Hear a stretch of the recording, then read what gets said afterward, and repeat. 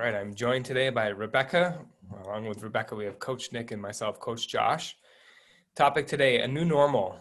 Very appropriate in today's day and age. 2020 hit us like a bag of bricks here, I feel like, but it can also mean some other things. So I'll introduce our first topic, or our topic here, with a question to Rebecca. So Rebecca, maybe share something about this year with the implementation of a new normal, whether that's adjusting to society in a certain way or something that you've implemented to change or to develop a new habit. What's a new normal that you've developed this year? Well, the introduction of working from home full time is quite a shock to the system, because I'm used to traveling a fair amount for my role, or even just traveling to different offices within the UK. So it's been a bit of a challenge being at home more than I would have done before. But it's also been really good in a way, because it's given me some home life routine that I wouldn't have normally had because I was always out and about. So I've taken the time where we were in lockdown to focus on myself, my well-being, exercising, eating well, yoga, running, you name it, I've done it in the last few months. So the new normal is actually suiting me really well. I love it. Yeah. So like, what is one thing that you would say has been super beneficial for you in that time period? Like, you seem positive and bubbly and all that. So maybe you were like that before, but what's something you've implemented that you've stuck with, or it's a habit now? Well, I'm always a very positive, bubbly person anyway. But it's led me to do new habits, which I wouldn't have done normally, because we are kind of in a bit of a Groundhog Day repetition. So, for instance, I start my morning with hot water, lemon, ginger, and honey, which I never did before. And that's really good for my immune system, and it's really good at just kickstarting everything in the mornings. I do meditation, I do yoga, I go out running. If I've got a space in between meetings, and I do work different time zones, so I do have to sometimes rejiggle my day depending on what my diary looks like that day. I do try and go out for a run, say at lunchtime or mid-morning if I can, if I can't fit it in the evening due to meetings. So yeah, that's about it really. Yeah, so when all's said and done, sure, some adjustments that needed to be done on the fly here with adjusting to this, but it sounds like you've kind of looped it into some good habits. I know Nick and I have implemented a few things together with exercising or around a workout routine here. So Nick, maybe if you could share something that is a new normal for you in this day and age. Yeah, I certainly will. But what I'm interested, let's just to quickly dig a little bit into more of that if I can, Rebecca, because I wonder, because there's lots of stuff there, right? And is the power for you that all the stuff together, or is there one or two specific things which enable the rest or override the rest? Like, because I wonder, is it a case of the sum of the whole is greater than the parts, or is there a couple there that really jump out for you? I would say before I was always chasing time zones. I was always traveling. I was always eating convenience food on the go or eating in hotels, and I was never really looking after myself. And I kind of run a lot on empty and adrenaline. So I tend to be traveling and working and then catching up with friends and partying too hard. So it's really given me the opportunity to just look after myself a little bit more, and to take into account my own well-being and to really look after myself. And also I figured, if I am going to come into contact with COVID at any point, I want my body to be in the best it can be if I come across it. So I've tried to take that with a pinch of working style, and sometimes, for instance, I won't have my camera on if I'm in meetings, and I will stretch out my yoga mat, or I'll just stand up and walk around, or I'll put washing out and laundry and exactly. And I will take advantage of just being able to move around, because so many hours at my desk, even at home, is not good for you. So I do try and move around if I can. So are you saying that the best thing that's happened this year is the COVID? Yeah, it's actually worked out really well for me. It has. I mean, I miss traveling, and I miss going and seeing different countries and places and people, and I miss the social interaction because I'm a very social person. Yeah. But in the virtual world, you're never really alone. I spend sometimes 8 hours a day on camera talking to people, and It does get a little bit exhausting at times. You do get that Zoom fatigue that everyone talks about. And especially when COVID was in its early stages and everybody wanted to have Zoom conversations and virtual meets of people that you wouldn't really normally see. So that was interesting. But yeah, you're never really alone in the virtual world. Talk to me about Zoom fatigue. I haven't heard that. You said everyone's talking about that. Okay. And it strikes me like I'm a big UFC fan. And so if people, I think this term comes from boxing, but if a fighter spends a lot of time not fighting so they get injured, they're out for a year. Mm-hmm. Oftentimes they talk about ring rust. They come back and they're not quite right. Like there's too much there. Like, and so I wonder if it's like an opposite thing. Like, so, and so the argument with that is it real?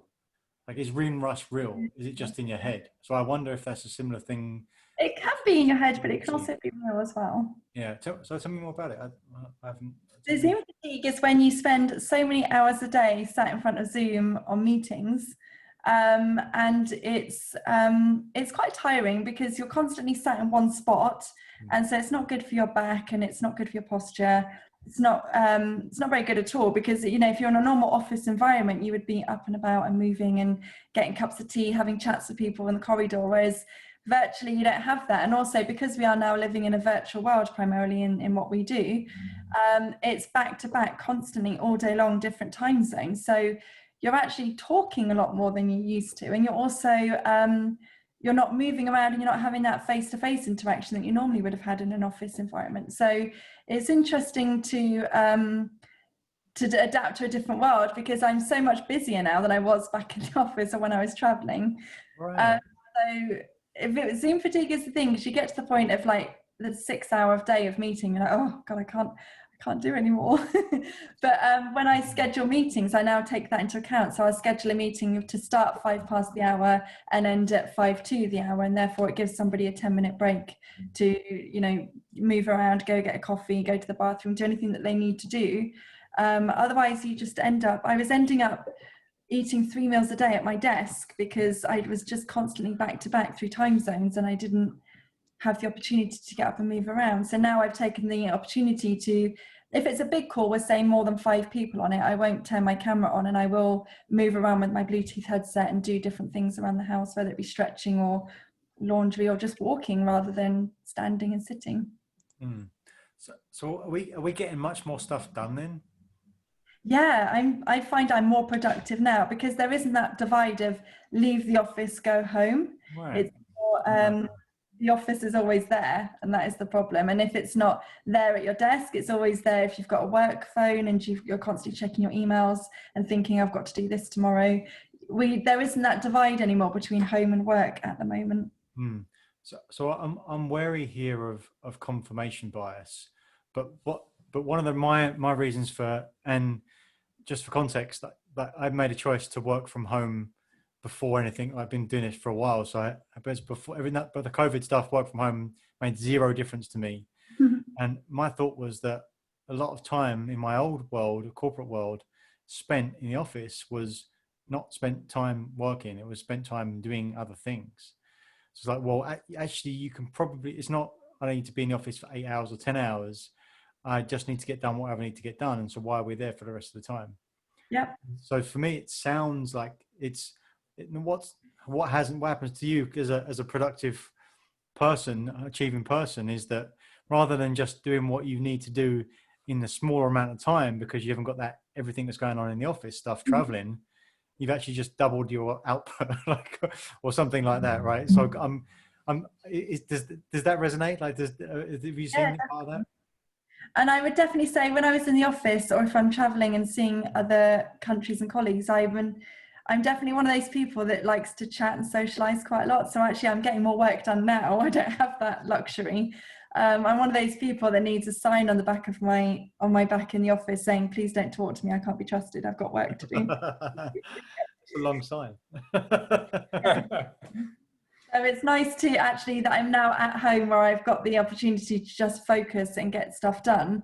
And whereas before I used working from home as a luxury 1 or 2 days a week to have that balance of homework life where I could put laundry on or just spend time catching up on life admin so I have my weekends to myself.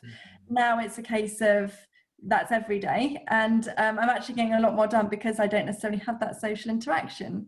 But the company I work for are really good in health and well-being. And we do have 15 minutes in a morning and an afternoon where we can join a call with colleagues from all over the world, and we can have those breaks of social interaction that we would have got in the office, but we don't get normally now. No, So that's I love that. That's a great idea.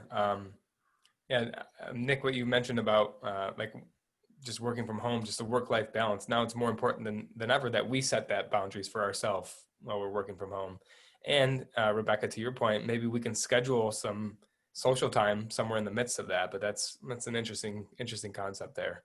yeah, definitely. So yeah, I want to pivot the conversation a little bit because this is super interesting. We could dive more into that, but I'm also curious to know, like, a lot of that stuff has happened because you're adjusting. Is there anything you've been intentional about, like un-COVID related, not COVID related, with habits that you want to develop, or how do you acquire new skills? How do you continue to grow in your role? What's a way that you've been intentional about that? I've been intentional in the way that, ironically, I work in learning and development, and I don't invest in my own learning and development. It's always a case of I'm looking after other people, and I never get to do my own wish list of things that I want to do. So I'm making the intention of changing that. Again, being at home, not traveling as much, having more time, not necessarily time because I am busier now because I'm constantly back to back in meetings across time zones, but I've got more time at home to balance the work-life balance.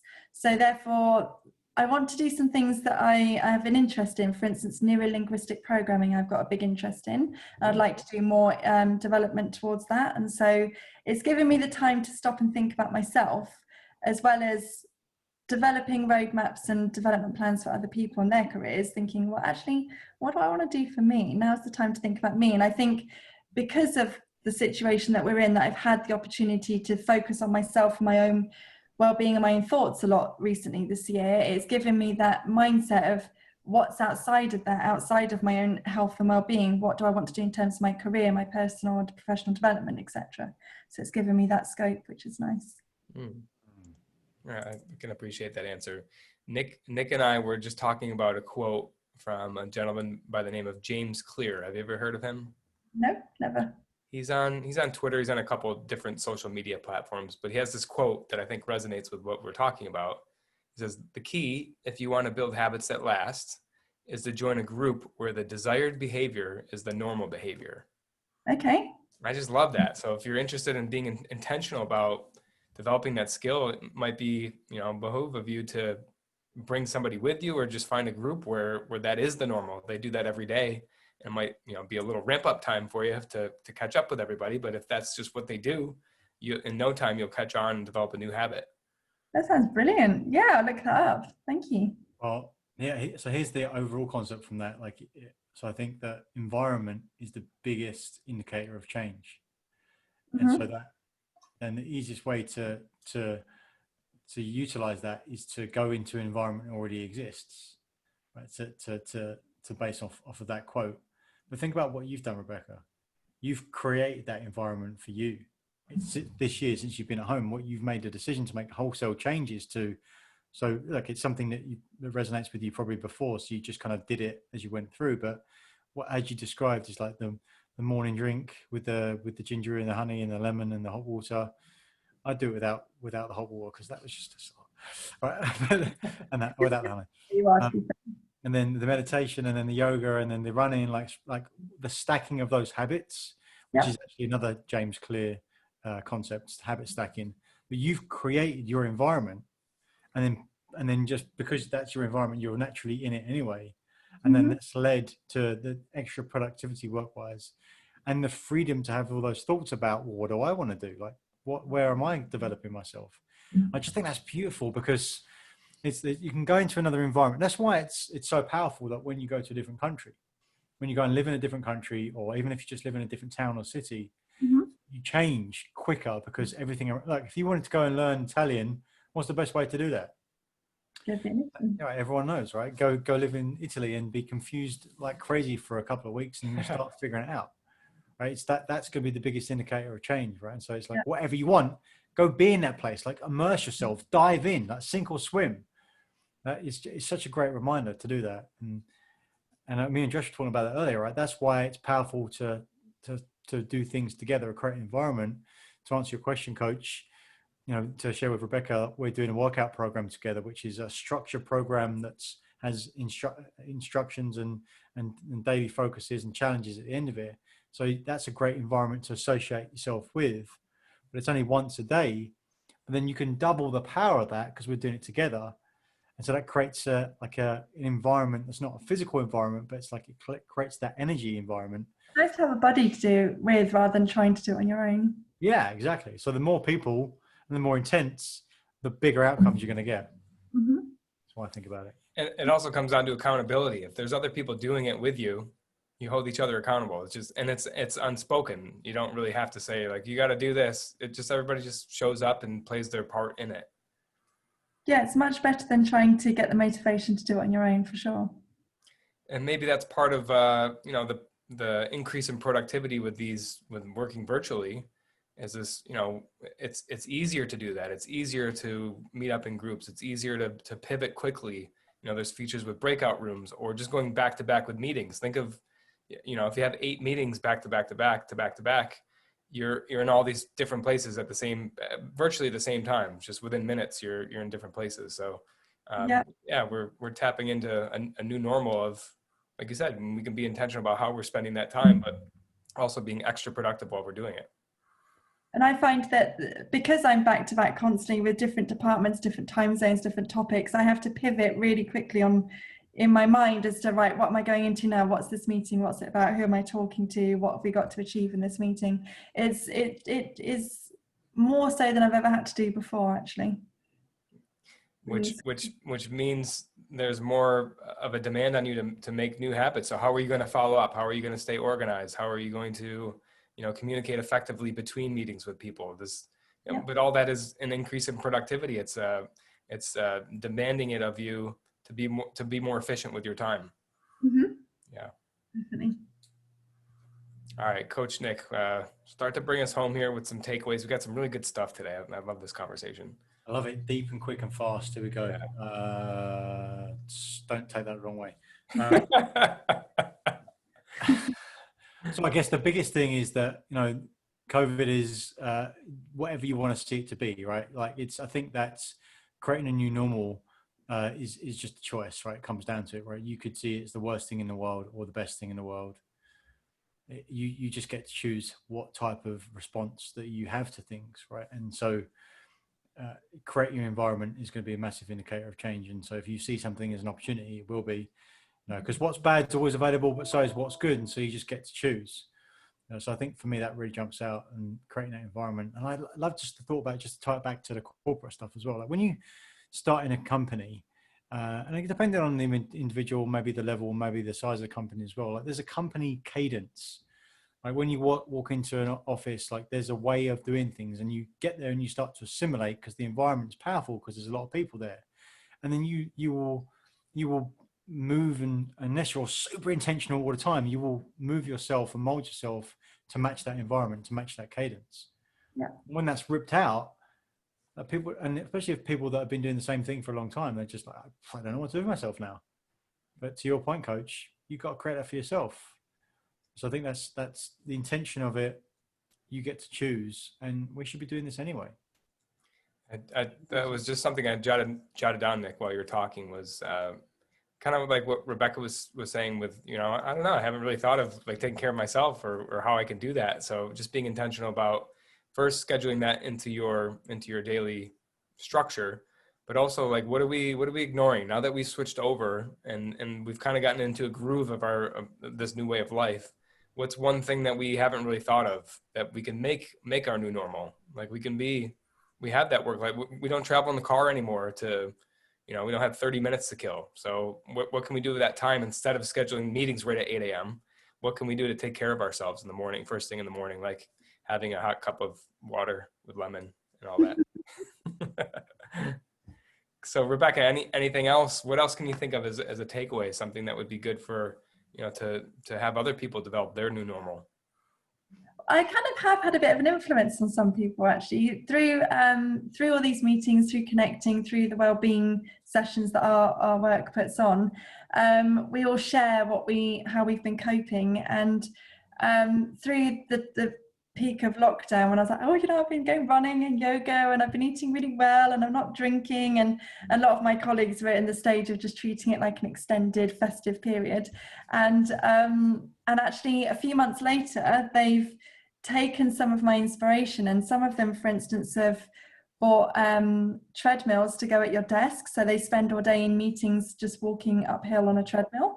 Some of them have done yoga, meditation, they're drinking less, they're eating better.